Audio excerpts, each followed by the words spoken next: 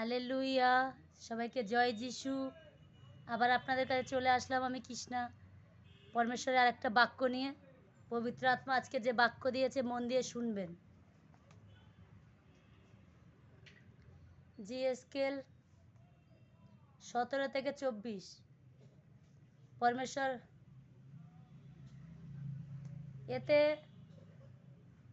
বলছে, এতে মাঠের সব গাছপালা জানবে যে আমি সদাপ্রভু উঁচু গাছকে নিচু করি এবং নিচু গাছকে উঁচু করি। আমি সবুজ গাছকে শুকনা করি এবং শুকনা গাছকে জীবিত করি। আমি সদাপ্রভু এই কথা বলেছি এবং আমি তা করব। তো মাঠের সব গাছপালা কাকে বলেছে পরমেশ্বর? মানুষকে।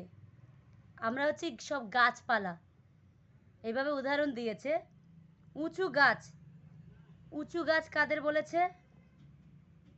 যাদের পয়সার ক্ষমতা আছে, রক্তের জোর আছে, দম্ভ দেখায়, তারা যতক্ষণ সুস্থ আছে, শক্তি আছে, বল আছে, তারা ভাবে আমি সব কিছুকে জয় করব, আমি শক্তিশালী, তাদের বলছে উঁচু গাছ। আমি আজকের একজনকে মারলাম, অন্যজন চুপ করে থাকলো, ভাবছে সে দুর্বল, আমি শক্তিশালী, কিন্তু অ্যাকচুয়ালি সেই শক্তি তো তার থেকে পায়নি। পরমেশ্বরই তাকে সেই শক্তি দিয়েছে।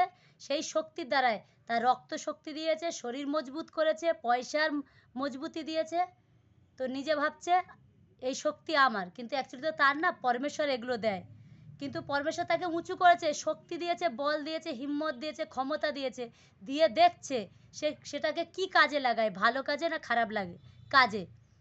তো সে যখন সেই শক্তির দ্বারায় পরমেশ্বরের কথা ভুলে গিয়ে অন্য কাজ, বাজে কাজ করছে, খারাপ কাজ করছে, তার শক্তির দ্বারায় খারাপ কিছু করছে, ভালো কিছু করছে না, তো তখন পরমেশ্বর দেখে এগুলো, দেখে সেই উঁচু গাছ শক্তিশালী যে, তাকে নিচে ফেলে দেয়। তো একদিন তো লোককে নিচে ফেলে, যতক্ষণ তার ক্ষমতা আছে সে দম্ভ দেখায়, কিন্তু একটা এমন দিন আসে সে একদম নিচে পড়ে যায়, বয়স হয়ে যায়, রোগে ধরে নেয়, গরিব হয়ে যায়, তারা সেই দম্ভ থাকে না। পরমেশ্বর সারা জীবন দেখে, তারপর তাকে এরকমভাবে ফেলে দেয়। আর যাকে দুর্বল ভেবে সেই দম্ভ লোকটা তাকে অত্যাচার করছে বা তুচ্ছ করছে, একটা অসহায় মানুষকে, তাকে পরমেশ্বর উঁচু করে তার সামনে দেখায় একদিন। সেই শক্তিশালী লোককে ফেলে দেয়, আর দুর্বলটাকে একদিন উঁচু করে পরমেশ্বর তাকে দেখিয়ে দেয়। তো বলছে আমি উঁচু গাছকে নিচু করি, নিচু গাছকে উঁচু করি। যাদের দেখে লোকে মজা করে যে শুকনো, এর কোনো ক্ষমতা নাই, তুচ্ছ, তো বলছে আমি শুকনো গাছকে সবুজ করি, জীবিত করি। আর জীবিত গাছ যে ভাবছে আরে ও তো শুকনো, আমি তো জীবিত, আমি স্ট্রং, তাকে পরমেশ্বর শুকিয়ে দেয়। বাক্যের মানে হচ্ছে এটা।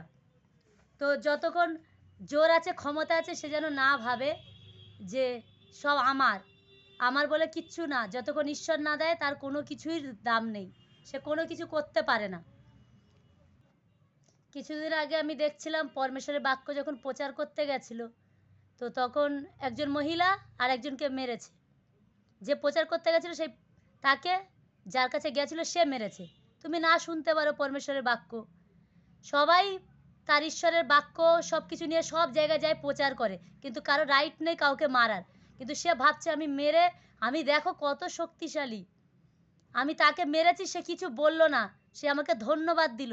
কিন্তু অ্যাকচুয়ালি সে বোকা না, দুর্বল না। দুর্বল বোকা হচ্ছে যে মেরেছে সে। কারণ হচ্ছে সে লোকের বাহবা নেওয়ার জন্য মেরেছে, মেরে আবার সব জায়গায় ছড়িয়েছে এটা, তো লোকের বাহবা নিচ্ছে। কিন্তু যে ধন্যবাদ দিল তার কি শক্তি কম? সে কি ঘুরিয়ে মারতে পারতো না? কিন্তু কেন মারলো না? সে হচ্ছে চালাক আর বুদ্ধিমান, কারণ সে জানে সে কি করতে গেছে। যাকে মারলো, যাকে মেরেছে, সে কিন্তু যে মেরেছে তার থেকেও শক্তিশালী, ইয়াং, সে ঘুরিয়ে মারতে পারতো, সে কেন মারলো না? কারণ পরমেশ্বর না করেছে, বাক্যেতে লেখা আছে সেটা। তো যে মেরেছে সে ভাবছে আমাকে বাহবা দিচ্ছে, তার ফল সে পাবে একদিন।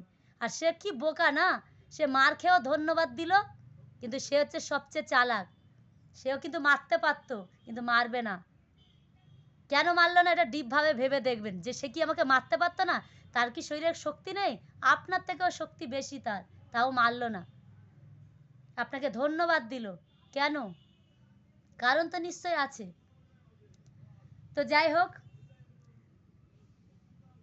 যে যা করবে তার ফল পাবে।